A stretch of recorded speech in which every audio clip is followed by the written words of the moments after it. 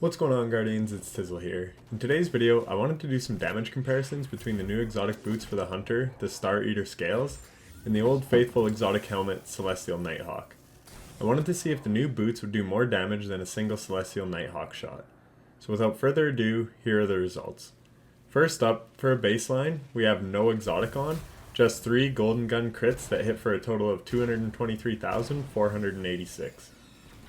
If you don't know how this exotic works, basically, once your super is charged, you collect orbs of power to gain stacks of Feast of Light. This buff can go up to ×4. So for the first test, we tested the boots but with no stacks of Feast of Light, and this hits for the exact same numbers as before.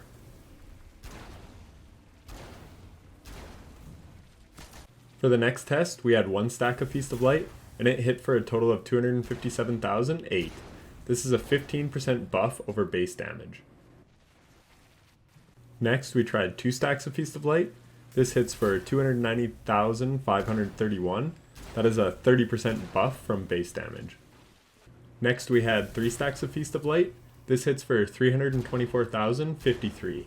This is a 45% buff from base damage. And finally, we have the full charge of 4 stacks of Feast of Light, and it hits for a whopping 357,577. That is a 60% buff from base damage. That is very high, especially if you add something like Divinity to guarantee you will hit your crits and don't have to take time to line up your shots so you can rapid fire 3 shots in a row. Now we will take a look at Celestial Nighthawk. Its one single shot hits for 307,634. This is a 37.7% buff from base damage, so it's lower total damage than 3 and 4 stacks of Feast of Light. However, it certainly requires less setup. You don't need to stack the buff after you get your super.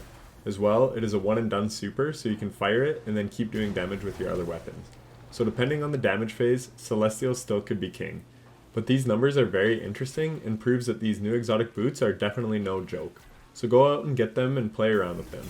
The cool thing is they can buff any super, so they could be really strong with bottom tree tether or arc staff as well. And that's it from me. I hope this video helped you out, and if it did, a like would be greatly appreciated. Thanks for watching and take care.